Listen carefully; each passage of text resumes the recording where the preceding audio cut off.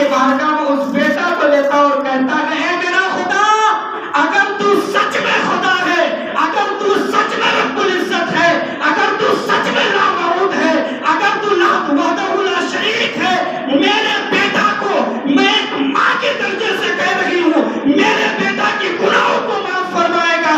خدا کہتا ہے کہ اے بوڑھی، میں نے تمہارے گناہ کو معاف کر دیا، تمہارے بیٹے کو گناہ کو معاف کر دیا، اس وجہ سے معاف کیا کہ جو ماں انسان کو پیدا کرتی ہے اس ماں کے طرح درد کوئی اور عورت سہ نہیں سکتی ہے۔ ایک ماں کی درد کوئی اور سہ نہیں سکتی ہے، اس درد کو دیکھتا ہوا میں نے تمہارے بیٹے کو گناہ کو معاف کر دیا۔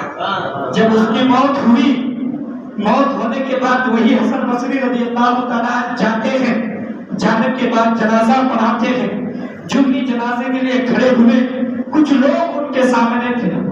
جب کچھ لوگ ان کے سامنے تھے، سب میں خود بخود لائن بھرتے جا رہا ہے، بھرتے جا رہا ہے، کئی ہزار کی تعداد میں لوگ ہو گئے۔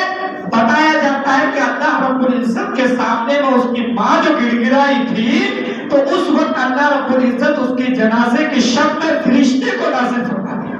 کتنی اچھی بات ہے۔ اب یہی چیز سے مجھے ایک واقعہ یاد آتا ہے کہ حضرت عیسیٰ علیہ نبی کے نام ایک بار سفر کر رہے تھے پہاڑ کے نیچے سے، تو حضرت عیسیٰ علیہ نبی کے نام پہاڑ کے نیچے سفر کر رہے تھے۔ آپ کو نظر آتا ہے، آپ کو نظر آتا ہے کہ پہاڑ کے اوپر انڈا کے جیسے گول ایک پتھر رکھا ہوا ہے، اور انڈا سے زیادہ سفید ہے، دودھ سے زیادہ سفید ہے۔ حضرت عیسیٰ علیہ نبی کے نام سوچتے ہیں یا اللہ تیری قدرت کیا ہے، تیری قدرت کیا ہے کہ اس پتھر کو اتنی خوبصورت بنایا ہے اور انڈے کی طرح گول بنایا ہے، اس کی مصلیت کیا ہے۔ اللہ رب العزت فرماتے ہیں اے عیسیٰ، میرا مصلیت یہاں نہیں دیکھ سکتا ہے، تو وہاں جا کے اس پتھر کے پاس جا کے دیکھ اور معلوم کر کے اس پتھر کے اندر کیا ہے۔ حضرت عیسیٰ علیہ نبی کے تعجب کرتے ہیں اور آگے بڑھتے ہیں، آگے بڑھتا جاتے ہیں، اس کی خوبصورتی بڑھتے جاتی ہے، آگے بڑھتے جاتے ہیں، خوبصورتی بڑھتی جاتی ہے۔ عیسیٰ علیہ نبی کے نام فرماتے ہیں جو ہی میں پتھر کے پاس گیا، اللہ رب العزت سے کہا یا اللہ تو اس پتھر کو توڑ دے، اس پتھر کو پھوڑ دے، دیکھنا ہے اس پتھر کے اندر کیا ہے۔ اللہ رب العزت فرماتا ہے ہاں میں اس پتھر کو پھوڑ دیتا ہوں۔ پھوڑنے کے بعد نظر آیا کہ ایک انسان نماز ادا کر رہا ہے، ایک انسان نماز ادا کر رہا ہے۔ حضرت عیسیٰ علیہ نبی کے نام پر اور تعجب ہوا۔ عیسیٰ علیہ نبی کے نام پریشان، حیران۔ جب عیسیٰ علیہ نبی کے نام پھر اللہ سے دریافت کیا کہ یا اللہ یہ کیا مصیبت ہے کہ اس پتھر کے اندر بھی تو اس انسان کو روزی روٹی دے رہا ہے، اور جب انسان وہاں پتھر کے پاس جا کر کے عبادت کر رہا تھا تو ان کے دائیں طرف ایک کھجور، ایک انگور کا درخت لگا ہوا تھا اور بائیں طرف پانی کا نہر تھا۔ تو حضرت عیسیٰ علیہ نبی کہتے ہیں یا اللہ میں نے اس بندے سے پوچھا کہ اے بندہ ذرا تو بتا دے کتنے سال سے یہاں عبادت کرتا ہے، تیری روزی روٹی کہاں سے آتی ہے، تو کہاں سے کھاتا ہے، تو کہاں سے پیتا ہے۔ وہ بندہ کہتا ہے مجھے بھوک لگتی ہے تو انگور توڑتا ہوں اور کھا لیتا ہوں، مجھے پیاس لگتی ہے تو میں اس وقت اس نہر کی پانی کو پی لیتا ہوں، اور اللہ رب العزت کی طفیل میرے بھوک بھی مٹ جاتی ہے، پیاس بھی مٹ جاتی ہے۔ تو اس وقت حضرت عیسیٰ علیہ نبی کے نام سوال کرتے ہیں اس انسان سے اے انسان ذرا بتا تو کہ کتنے سال سے یہاں ہے، کتنی مدت سے یہاں ہے۔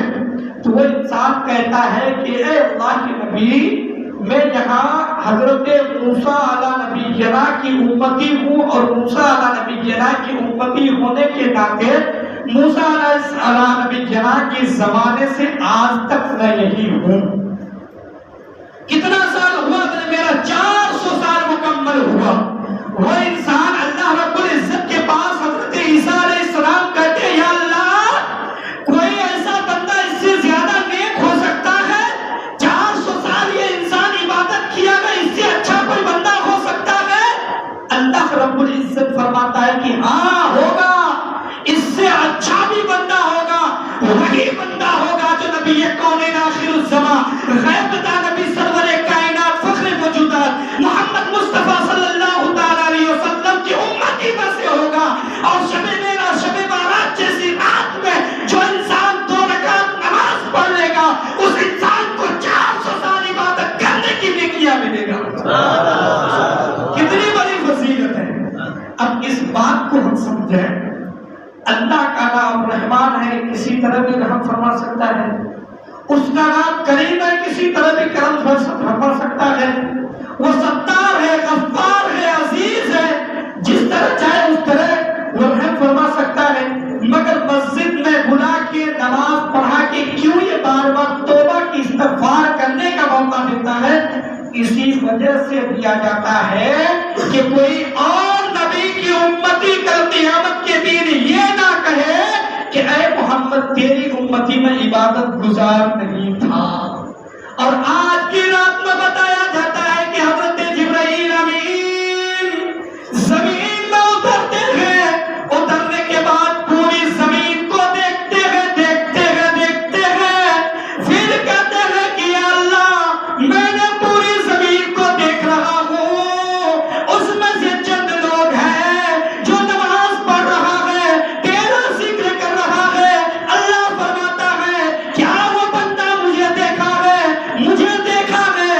وہ انسان کہتا ہے کہ میں نے خدا تمہیں نہیں دیکھا ہے، تو نے جو قرآن نازل فرمایا ہے اسی قرآن کو سنتا ہوا، اسی قرآن کو مانتا ہوا، اسی قرآن کو دیکھتا ہوا ہر ایک انسان عبادت گزار ہو جاتا ہے۔ اللہ فرماتا ہے کہ آج کی رات میں روزی تقسیم کرنے والا ہوں، آج کی رات میں جزا دینے والا ہوں، آج کی رات عبادت قبول کرنے والا ہوں۔ اس بندہ نے اگر اپنے رشتہ کے لیے دعا مانگتا ہے اس کی وہ دعا قبول کر دے، اگر وہ بندہ اپنی روزی کے لیے دعا مانگتا ہے اس کی روزی روٹی پورا کر دے، یا کوئی اور دعا مانگتا ہے تو قبول کر کے ان کا دعا میرے پاس آ۔ اتنی بڑی فضیلت ہے۔ آج کی رات السابعان من النصف شہر رمضان، اللہ کے رسول صلی اللہ علیہ وسلم فرماتے ہیں کہ رمضان جو ہوتے ہیں وہ رمضان اللہ کا مہینہ ہے، اور شعبان نصف آدھا کو بولتا ہے، تو آج 15ویں شب ہے۔ 15ویں شب کو کہا جاتا ہے کہ یہ نبی کریم صلی اللہ علیہ وسلم کا مہینہ ہے۔ جو لوگ نماز پڑھتے ہوں گے ان کو معلوم ہوگا کہ ان کو اگر سب سے زیادہ اگر نماز پڑھنے میں دلچسپی ہوتا ہے وہ انسان فجر بھی پڑھ لیتا ہے، ظہر بھی پڑھ لیتا ہے، عصر بھی پڑھ لیتا ہے، مغرب بھی پڑھ لیتا ہے۔ عشاء میں اگر نماز پڑھنے آئے تو دل کبھی کہتا ہے کہ جاؤں یا نہ جاؤں، جاؤں یا نہ جاؤں۔ جن کو نماز کی عادت ہے جب اس کا دل کہتا ہے کہ جاؤں یا نہ جاؤں، اس لیے کہتا ہے کہ جب عشاء کی نماز نازل کیا گیا تھا وہ نماز میرے نبی کے اوپر نازل کیا گیا ہے۔ جب ہم عشاء کی نماز پڑھتے ہیں ہمارے نبی فرماتے ہیں کہ ہمارے نبی فرماتے ہیں میں نے امتیوں کو نماز دیا ہے تو میری امتی نماز پڑھ کے میری آنکھ کو ٹھنڈک پہنچاتا ہے۔ قرۃ عینی بک الصلاۃ، یعنی جو انسان نماز پڑھتا ہے نبی کریم صلی اللہ علیہ وسلم کی آنکھ کو ٹھنڈک پہنچاتا ہے۔ آج کی بات یہ آتی ہے کہ قبرستان جانا۔ آج ہی کی رات آقا علیہ الصلوۃ والتسلیم فرماتے ہیں عائشہ رضی اللہ تعالی عنہما سے، اے عائشہ تجھے کچھ معلوم ہے کہ 15ویں شب کو کیا کیا جاتا ہے؟ 15ویں شب کو کیا منایا جاتا ہے؟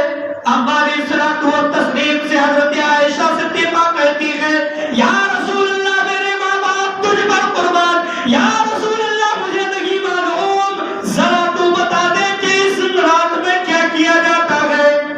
اللہ کے رسول صلی اللہ علیہ وسلم فرماتے ہیں اس رات میں قبرستان جا کے اپنے مرحوم مرحومہ کے لیے دعا کیا جاتا ہے۔ اگر میرے نبی نہ جاتے قبرستان صرف اگر کسی حدیث میں یہ لفظ کہہ دیتے کہ میری امتی کو قبرستان بھی جانا ضروری ہے لیکن ہم جاتے کیونکہ ہم نبی کے عاشق ہیں، لیکن میرے نبی خود جا کر کے بتایا کہ شعبان المعظم کے مہینے میں 15 تاریخ کو تم قبرستان جاؤ تاکہ تمہارے خاندان والے کی بھلا ہو جائے۔ اور آج کی رات جو انسان نماز پڑھتا ہے اس کی فضیلت کیا ہے؟